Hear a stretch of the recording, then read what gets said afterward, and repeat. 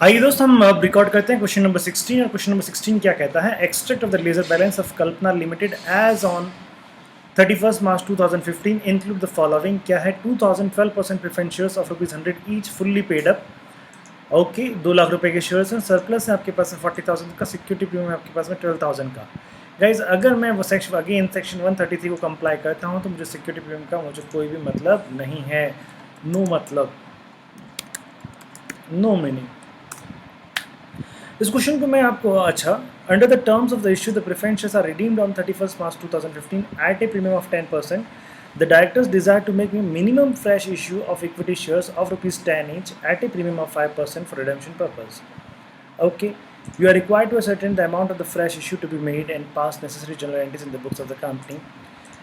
हाँ जी साहब, क्या करना है आपको? आपको कहता है कि यार हमारे पास में सरप्लस ये फंड पड़ा हुआ है और आपको मिनिमम इश्यू करना है। नंबर ऑफ शेयर्स, आपको नए शेयर्स मिनिमम इश्यू करने हैं। मैं ये सेक्शन 133 के साथ में क्या होगा, और अगर हम सेक्शन 133 को फॉलो नहीं करते हैं यानी सिक्योरिटी प्रीमियम को हम ये साथ में लेते हैं तो क्या होगा? ये क्वेश्चंस मैं दोनों तरीके से करवाऊंगा, ये क्वेश्चंस दोनों तरीके से मैं करवाऊंगा। सो आइए यहाँ पे हम क्या बोलेंगे, देखिएगा। सबसे पहले हम क्या करेंगे, सॉल्यूशन है हमारा calculation of number of shares. सबसे पहले देखते हैं कि नए नंबर ऑफ शेयर्स कितने आएंगे आपके पास में। नए नंबर ऑफ शेयर्स हम कितने इश्यू करेंगे, हमको कितना पैसा चाहिए। मैं सेक्शन 133 को कंप्लाई कर रहा हूँ, सिंपल। हमको कितना पैसा चाहिए भैया? फेस वैल्यू के लिए कितनी रिक्वायरमेंट आपके पास में? 2 लाख रुपये। प्रीमियम के लिए कितनी रिक्वायरमेंट आपके पास में? 20,000 रुपीज़। तो टोटल कितना हो गया आपके पास में? 2,20,000 रुपीज़। 2,20,000 rupees balance. अच्छा P&L में कितना बैलेंस है आपके पास में? 40,000 का बैलेंस है। तो पीछे आपको नए शेयर्स कितने फ्रेश इशू करने पड़ेंगे? दैट इज़ 80,000 का आपको फ्रेश इशू करना पड़ेगा। समझ में आ रहा है सर आपको? 80,000 का आपको क्या करना पड़ेगा? फ्रेश इशू करना पड़ेगा। चलिए ठीक है, 80,000 का आपको फ्रेश इशू करना पड़ेगा। तो नए नंबर ऑफ शेयर्स कितने रहेंगे आपके? Number of shares to be issued कितना रहेगा? अमाउंट ऑफ फ्रेश इशू जितना आपको करना है 1,80,000 का करना है, divided by face value. Divided by क्या करेंगे अपन लोग? Face value. तो यहाँ पे डिवाइडेड बाय फेस वैल्यू करते हैं तो वो कितना आ जाएगा आपका? 1,80,000 डिवाइडेड बाय 10, इट कम्स 18,000। कितना आ गया आपके पास में? 18,000। तो 18,000 शेयर्स आपको इशू करना है। उसमें से इक्विटी शेयर कैपिटल देखिएगा, कैपिटल। अच्छा, जो नए शेयर आप इशू कर रहे हो वो 10% प्रीमियम पे कर रहे हो। कितने पे कर रहे हो बेटा? 10% प्रीमियम पे कर रहे हो।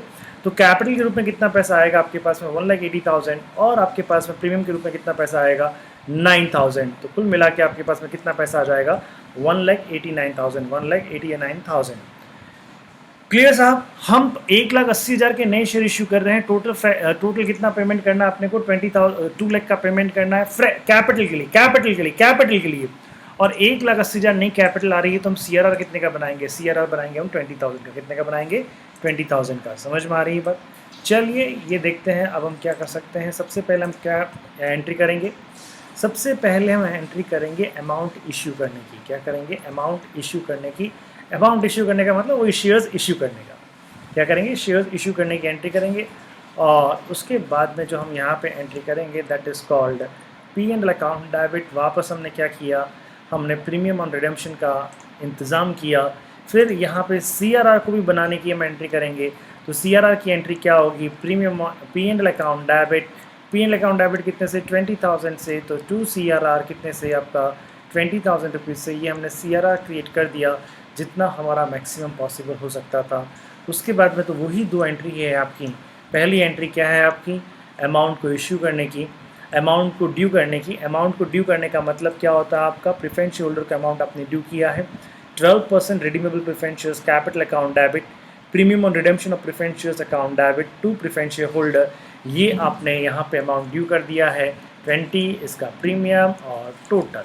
समझ में आ गया चीज़? चलिएगा उसके बाद में क्या किया आपने? Preference share holder account debit को आपने क्या कर दिया? पेमेंट कर दिया। और यह पेमेंट की आपने यहाँ पे एंट्री कर दी। और इस तरह से इसका ये नरेशन आता है। समझ में आया साहब? जब सेक्शन 133 हम कंप्लाई करते हैं तो ध्यान रहे नए शेयर जो इश्यू करने हैं उसको हम डिवाइडेड बाय फेस वैल्यू करते हैं। डिवाइडेड बाय क्या करते हैं?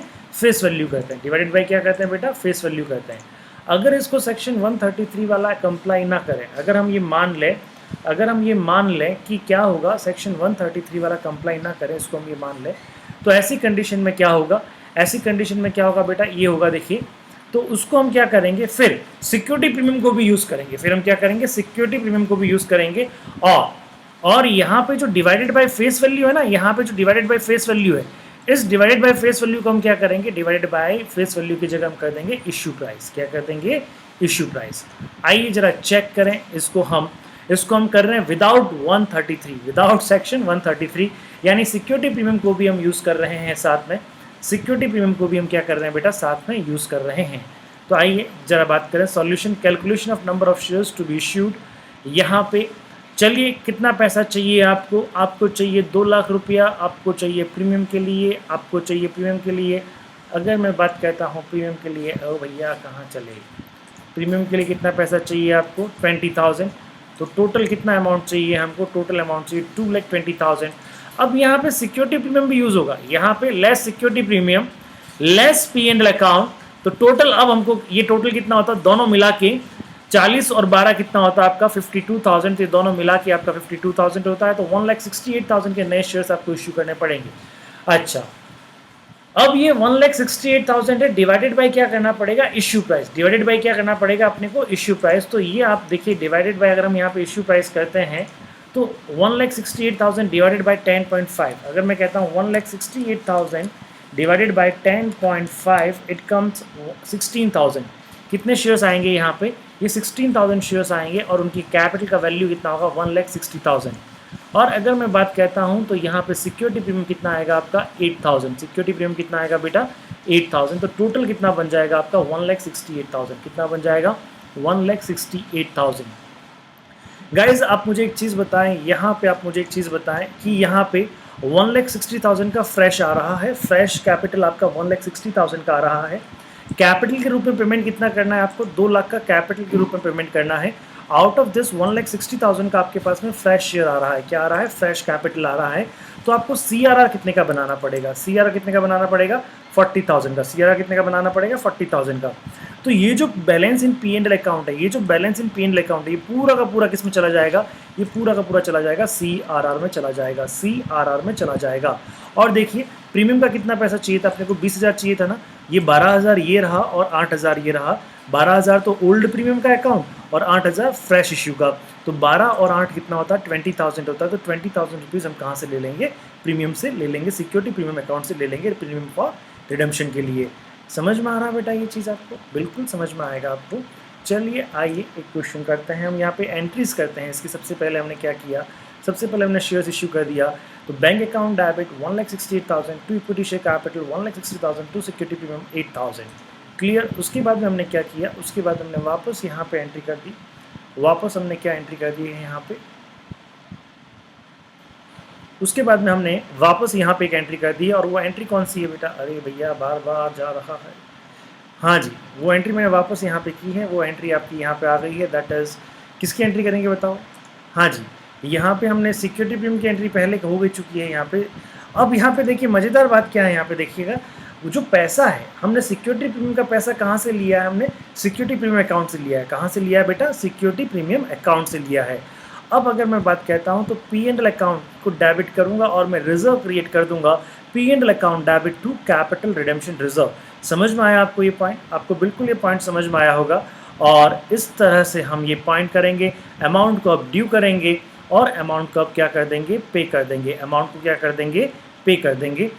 तो ये हमने, ये जो ऑप्शन मैंने लिया है, ये ऑप्शन मैंने कब का लिया है, ये ऑप्शन तब लिया है जब मैं सिक्योरिटी प्रीमियम को भी प्रीमियम के लिए यूज़ करता हूँ। जब मैं सिक्योरिटी प्रीमियम के लिए भी मैं किसको यूज़ करता हूँ, प्रीमियम के लिए, प्रीमियम ऑन रिडेम्पशन के लिए मैं क्या करता हूँ, यूज़ करता हूँ। तो ऐसी कंडीशन में क्या होगा, ऐसी कंडीशन में बच्चा जी यहाँ पे अगर मैं बात कहता हूँ तो दोनों में आपको डिफरेंस समझ में आना चाहिए। यहाँ पे बहुत सिंपल है, ये आपका सेक्शन 133 बहुत सिंपल है। टोटल कितना पैसा चाहिए ये देख लो, उसमें से फ्री रिजर्व कितना है ये देख लो, बाकी कितना पेमेंट है ये अपने फ्रेश इशू से निकालना है। तो fresh issue divided by face value, fresh issue divided by face value, ये आपके शेयर्स आ गए और इस तरह से आपने कैलकुलेशन कर ली, ठीक है ना। 1,80,000 टोटल आपको पेमेंट चाहिए था 2 लाख का कैपिटल के लिए। Out of this 1,80,000 fresh issue हो गया और 20,000 किस में हो गया आपका, 20,000 हो गया आपका बेटा किससे, CRR से हो गया। लेकिन यहाँ पे जब हम सेक्शन 133 अप्लाई नहीं करते हैं तो हमको थोड़ी सी कैलकुलेशन करनी पड़ती है। तो आपको क्या करना चाहिए, आपको देखिए टोटल कितना हो गया आपके पास में, फेस वैल्यू कितना, ये टोटल अमाउंट चाहिए। अब टोटल अमाउंट में से आपको क्या लेस करना पड़ेगा, जितना सिक्योरिटी प्रीमियम का है और जितना बैलेंस इन पीएल अकाउंट में है, तो ये टोटल 52 आप लेस कर देंगे तो इतना अमाउंट आएगा।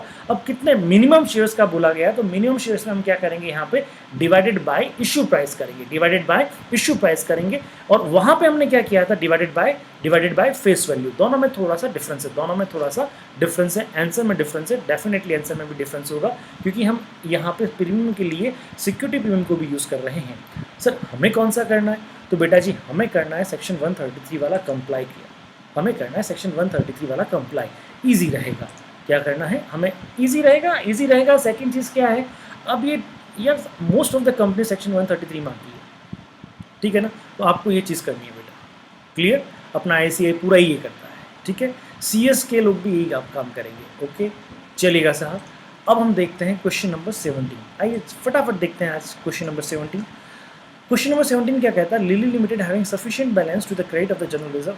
सफिशिएंट बैलेंस है साहब, अब उनको रिडीम करना है, 5000 शेयर्स को रिडीम करना है, सिंपल सी बात है। और कैपिटल रिडेम्पशन रिजर्व जितना आप क्रिएट करते हो उससे आपको क्या करना है, नए बोनस शेयर्स इश्यू करना है, कोई दिक्कत नहीं है। तो सबसे पहले आप क्या करेंगे, सबसे पहले आप क्या बना लो, ये वाली एंट्री कर लो। सबसे पहले आप CRR क्रिएट कर लो, सबसे पहले क्या कर लो आप, CRR क्रिएट कर लो 5 लाख का। तो general reserve account debit to capital redemption reserve account 5 lakh रुपये, समझ में आ गया। फिर प्रीमियम की व्यवस्था कर लो, ये रही प्रीमियम की व्यवस्था, आपने 25,000 से आपने किसकी व्यवस्था कर ली है, आपने प्रीमियम की व्यवस्था कर ली है, क्योंकि 5% प्रीमियम पे आपको 5% प्रीमियम पे आपको रिडीम करना है। बहुत सिंपल क्वेश्चन है, कोई दिक्कत ही नहीं है। फिर ये अमाउंट ड्यू की एंट्री कर ली हमने यहाँ पे, देखिए ये अमाउंट ड्यू की एंट्री कर ली हमने यहाँ पे, ठीक है ना। उसके बाद में ये अमाउंट पेमेंट की एंट्री कर ली हमने, ये हमने अमाउंट पे की एंट्री कर ली। अब वो क्या कहता है, वो कहता है कि भाई साहब ये देखिए कैपिटल रिडेम्पशन रिजर्व, एक पॉइंट है इसमें, capital redemption reserve arising as a result of redemption by utilizing in allotting to unissued shares of the company as fully paid equity shares of ₹10 each by way of bonus of its member, bonus to its member। इसमें simple वो कह रहा है कि भैया जितना आपके पास में कैपिटल रिडेम्पशन रिजर्व है, जितना आपके पास में क्या है कैपिटल रिडेम्पशन रिजर्व है, उतना आप क्या कर दीजिएगा, उतना आप क्या कर दीजिएगा, जितना आपके पास में कैपिटल रिडेम्पशन रिजर्व है उतना आप क्या कर दीजिएगा बेटा, उतना आप नए शेयर्स इश्यू कर दीजिएगा, बोनस शेयर्स इश्यू कर दीजिएगा। तो एंट्री क्या होगी यहाँ पे, equity share capital redemption reserve account debit to equity share holder account, ये आपने क्या कर दिया, ये आपने यहाँ पे इसको आपने क्या कर दिया है, बोनस शेयर्स आपने ड्यू कर दिए हैं। और उसके बाद में हम एंट्री क्या कर देंगे, एक और एंट्री होगी यहाँ पे, वो एंट्री क्या होगी आपकी, equity share holder account debit, equity share holder account debit, अरे यहाँ पे टू ले यार, टू बोनस भी कर सकता है, to bonus to equity share holder और bonus to equity share holder account debit, bonus to equity share holder account debit to equity share capital, to equity share capital, ये भी हम कर सकते हैं। और ये एंट्री करनी पड़ेगी अपने को, और ये एंट्री कितने से करनी पड़ेगी बेटा, वही 5 लाख रुपए से हमको ये एंट्री करनी पड़ेगी, और ये 5 लाख से एंट्री हमारी यहाँ पे हो जाएगी। एक एंट्री आपको और करनी पड़ेगी, समझ में आ गया ये चीज़। सो इस तरह ये आपका क्वेश्चन नंबर 17 भी कंप्लीट होता है, इस तरह ये आपका क्वेश्चन नंबर 17 भी कंप्लीट होता है। हाँ, अब इस चैप्टर में हमारा एक तो रहा है क्वेश्चन नंबर 11, एक तो रहा है क्वेश्चन नंबर 11, वो हम करेंगे after redemption of debenture, after redemption of debenture ये करेंगे। और क्वेश्चन नंबर 12 जो है, क्वेश्चन नंबर 12 आपका रहेगा होमवर्क, आपका रहेगा होमवर्क, समझ में आ गई बात। तो ये क्वेश्चन नंबर 12 होते ही ये हमारा चैप्टर कंप्लीट हुआ। कल हम नए चैप्टर की तरफ बढ़ेंगे और नया चैप्टर लेंगे हम रिडेम्पशन ऑफ डिवेंचर। कौन सा चैप्टर लेंगे बेटा, रिडेम्पशन ऑफ डिवेंचर। ये चैप्टर आपका यहाँ पे समाप्त होता है। क्वेश्चन नंबर 12 आप होमवर्क कीजिएगा, और बाकी सारे क्वेश्चंस हमने डिस्कस कर लिए हैं। एक क्वेश्चंस बाकी है, क्वेश्चन नंबर 11, जो हम रिडेम्पशन ऑफ डिवेंचर के बाद में करेंगे। Thank you.